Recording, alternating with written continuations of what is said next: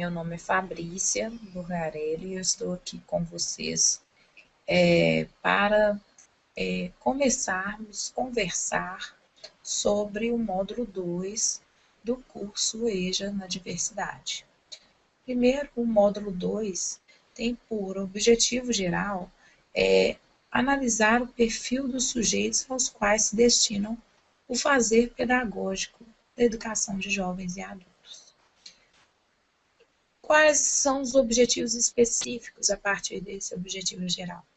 Levar o leitor a distinguir o perfil do estudante EJA e perceber sua especificidade em relação às crianças e adolescentes do ensino fundamental e regular, possibilitar a compreensão e da educação de jovens e adultos como um espaço de aprendizagem que ultrapassa o currículo formal, e levar os cursistas a refletir sobre a mudança na vida dos educandos após o processo de alfabetização e também refletir sobre as experiências da educação de jovens e adultos. Para isso, esse módulo foi dividido em 5 unidades, sendo a primeira unidade versando sobre os sujeitos da educação de jovens e adultos. Inicialmente, o que é apontado? Que são 3 elementos distintivos essenciais para o público da EJA. É o primeiro, a condição de não criança. A gente observa que em muitas práticas, os docentes infantilizam, os seus sujeitos educandos. No caso da educação de jovens e adultos, essa condição de não criança é importante de ser lembrada e perseguida pelo professor e educador. Por quê? Na verdade, não podemos desconsiderar que o sujeito da EJA é um sujeito que teve uma trajetória, é um sujeito que tem uma história e por isso mesmo possui conhecimentos, atitudes, habilidades que às vezes por nós estarmos condicionados a entender o conhecimento como aquele conhecimento escolarizado, deixamos de entender o conhecimento e conseguir compreender esse conhecimento desse jovem, desse adulto. Então, devemos tratá-lo como um sujeito que possui uma gama de conhecimentos e que está naquele ambiente escolar para agregar aos seus conhecimentos aquele conhecimento formal, ok? Então, um elemento é a questão da condição de não criança. Um outro elemento é a questão da exclusão da escola e o percurso o percurso escolar assistemático, marcado por reprovações e interrupções escolares. O que significa isso? O sujeito que vem para a educação de jovens e adultos, às vezes já tem um percurso formativo conturbado, tentou ingressar na educação formal em algum momento da sua vida e, por vários motivos, dentre eles, aqueles que o Saviani aponta, que a própria escola, ela por si só, ela exclui o sujeito, desse processo de escolarização. Então, às vezes, o que pode acontecer? Esse sujeito tem esse percurso marcado pela exclusão na própria escola, tá? Ou por reprovação, ou por dificuldades mesmo no que tange a sua impossibilidade de frequentar as aulas da maneira como a escola é organizada. Então, assim, são vários fatores que levam esse jovem, esse adulto, a frequentar a aula nessa modalidade de ensino. Uma outra questão, e que é apontado no texto com muita pertinência, é a questão da inserção subordinada no mundo do trabalho. O que significa isso? Muitas vezes, por estar à margem de uma sociedade dita elitizada, uma sociedade do conhecimento, uma sociedade que tem acesso a cultura, a lazer, a esporte, enfim, vários outros elementos, por estar, às vezes, excluído desse processo e se estar excluído também do processo de escolarização, esse sujeito está sujeito, né, acaba sendo um sujeito trabalhador com péssimas condições de trabalho, com trabalhos subemprego, né, condições de emprego não formal, tá? Então, é importante nós considerarmos que essa é uma grande marca do sujeito da educação de jovens e adultos.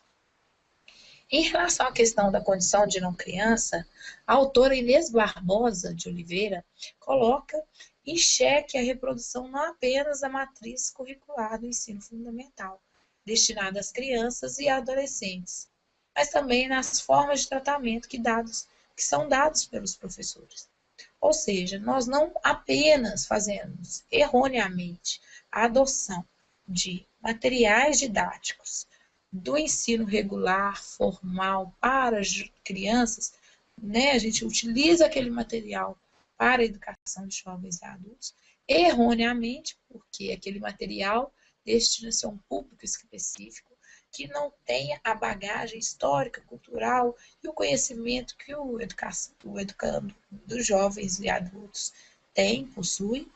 Então, isso é errado, essa infantilização, ela é errada, ela, inclusive, ela abaixa a autoestima do sujeito aprendente, mas também a gente trata esse sujeito aprendente como infantilizando, o que, na verdade, menospreza o conhecimento que essa pessoa já tem e o respeito por esse mesmo conhecimento. Uma outra questão que deve ser apontada sobre a exclusão da escola é que o adulto, no âmbito da educação de jovens e adultos, não é aquele estudante universitário, o profissional qualificado, né, que está indo às aulas para frequentar novos cursos e especializações, aperfeiçoamentos, né, ele é geralmente um migrante, né, que chega às grandes metrópoles, vindo do campo, do meio rural, e estando à margem, né, ou seja, está na periferia, está no meio rural e está no meio rural em condições subhumanas de trabalho. Inclusive, em relação a isso, essa inserção subordinada ao mundo do trabalho, ela, na verdade, ela é determinante e é determinada por esse meio, essa condição, essa questão da educação. Por quê? Eles, às vezes, são desempregados, possuem ocupações não qualificadas, marcadas pela exclusão social, e o trabalho é precarizado e instável, muitas vezes. Importante dizer também, e aí a unidade 2 vem tratar isso com mais especificidade, sobre a identidade do educador e do educando na educação de jovens e adultos. Considerando que o educador de jovens e adultos deve ter como elemento identitário comprometimento pedagógico e político com esse público da EJA, vamos pensar um pouco sobre esse público em específico. Esse público, geralmente, é um público socialmente inexistente, ou seja, é um público silenciado, onde o educador deve trabalhar para que dê voz a esse grupo. Então, a educação de jovens e adultos, ela vai muito além de ensinar o saber escolarizado. Ela vai também na premissa de que se eduque para participação social, política, tá? Do sujeito. Então, mas como que são criados esses silenciamentos? Né? Para Boaventura, esse silenciamento desse público da EJA, ele se dá por 5 elementos. Primeiro, a monocultura e ao rigor do saber, ou seja, concebemos uma cultura como uma cultura padrão hegemônica e a correta, assim, vamos por assim dizer, e que aí o conhecimento é a verdade, e esses sujeitos, por não terem conhecimento, um conhecimento escolarizado, eles desconhecem a verdade. Por isso, Outra questão também é declarando a declaração que comumente vemos da sociedade que é atrasado tudo que é assimétrico em relação ao declarado avançado. Ou seja, se nós considerarmos que é avançado aquele sujeito que está na escola aprendendo, está na universidade, atrasado é aquele que não está. Desconsiderando tudo toda a bagagem daquele sujeito. Uma outra questão também é a lógica da classificação social, que às vezes naturaliza na monocultura a naturalização das diferenças. A gente torna isso normal. Ou seja, são construídas formas de dominação. É normal que o sujeito escolarizado saiba e tenha mais poder que aquele não escolarizado. Assim se dá também, né, na relação entre o branco e o negro, e outras raças também, não necessariamente o branco e o negro. Mas assim, o homem com a mulher em relação a gênero. Outra questão também que nós percebemos que acaba silenciando esse sujeito é aquela concepção que o regional ele está desfavoravelmente posicionado em relação ao global. Então, o global, né, a pessoa que, por exemplo, está inserida em um contexto maior, mais amplo e com a gama maior de conhecimento, acaba tendo mais poder e dominação e legitimidade do que aquele que é o conhecimento regionalizado. Então, são questões que devemos pensar. Outra também é a questão da concepção de que é improdutivo aquele que não tem o conhecimento formal, e sim aquele que tem o conhecimento aplicado ao trabalho, né? E aí a desqualificação profissional. Esse sujeito também, ele é um sujeito, né, que acaba sendo silenciado. Então, são esses motivos que Boaventura apresenta, são importantes nós considerarmos para caracterizar esse sujeito da ilha. Então, cabe destacar que os modos de produção da não existência desses sujeitos são ativamente produzidos pela sociedade ocidental. Isso está comum, é comum, né? Então, o texto, o professor vem nos dizer de um exemplo muito importante, interessante, em relação, por exemplo, ao caso do jornalista, do Tim Lopes. Ou seja, é criado pela mídia um consenso de que é um absurdo ter matado aquele repórter. Mas ao momento que se vai ao cemitério clandestino e que se descobrem outras pessoas lá, né, mortas, por serem parte daquela sociedade já excluída, não é dado o mérito necessário àqueles sujeitos que ali estão, ou seja, aqueles corpos, né, que ali estão. Então, são questões que estão no nosso discurso, que nós reproduzimos sem mesmo nos darmos conta disso, e que por essa reprodução mesmo acaba por si só excluindo esse sujeito da ilha. Uma outra questão também trata da educação emancipatória, ou seja, a educação emancipatória que a EJA pode oferecer tem como objetivo central o questionamento dessas relações de poder que ativamente inviabilizam os sujeitos e os setores no campo e na periferia. De nós pensarmos que a educação no campo, ou seja, ela mesma tem uma característica diferenciada do que a gente dizer, por exemplo, educação rural. Por quê? A educação rural, ela carrega um sentido desqualificador. E a educação no campo, ela é uma educação não somente para garantir aqueles sujeitos o acesso ao conhecimento escolarizado, mas também para garantir àqueles sujeitos um papel político e participativo muito maior e melhor do que eles se encontram atualmente. Assim se dá também a relação daqueles sujeitos que estão na cidade em relação à periferia, né? Tanto no campo quanto na periferia, o educador da EJA precisa se identificar com a condição de trabalhador, uma condição de gênero, de raça e de território que marca a identidade do educando da modalidade da EJA.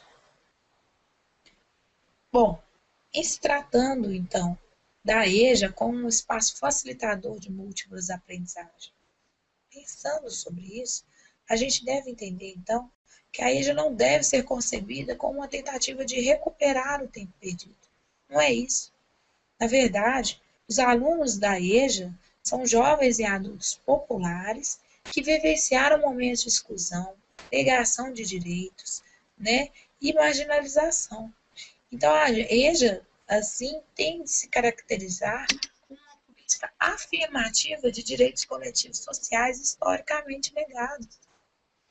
Então, hoje é inconcebível um ensino que esteja desvinculado de aspectos sociais e culturais dos estudantes. E é isso que a EJA deve estar atenta.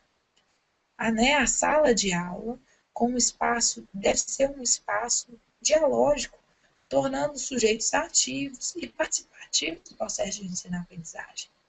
Assim, a gente lembra, não podemos esquecer de Paulo Freire, que veio falar sobre o dialogismo, que é um recurso fundamental para se trabalhar com os alunos da EJA, respeitando as múltiplas singularidades e diversidades desse público.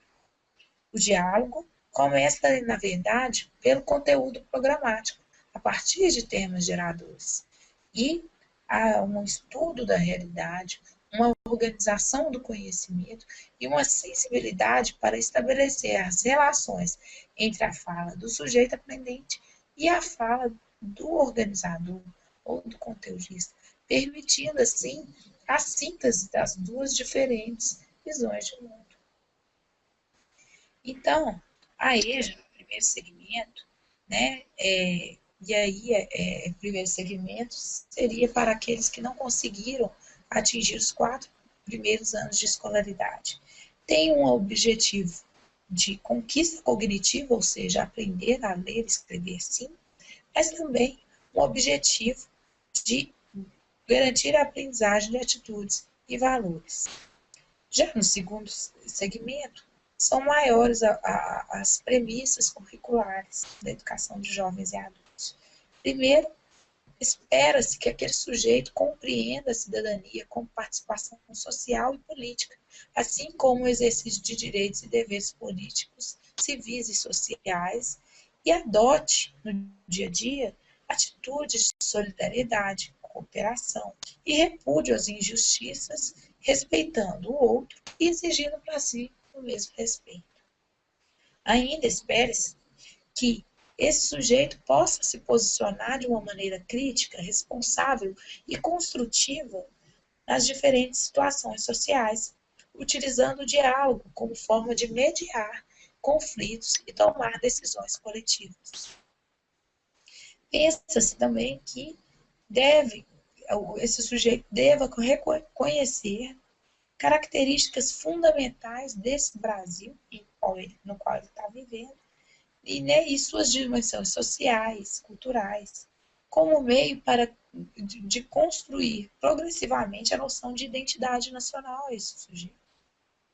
Ainda, espera-se que esse sujeito conheça e valorize a pluralidade do patrimônio sociocultural brasileiro, bem como aspectos socioculturais de outros povos e nações, posicionando-se contra qualquer discriminação baseada em diferenças culturais, de classe social, de crenças, de sexo, de etnia ou de outras características individuais ou sociais. Ainda é importante pensar que este currículo da EJA, para o segundo segmento, deve ser integrante, dependente e agir como agente transformador do ambiente.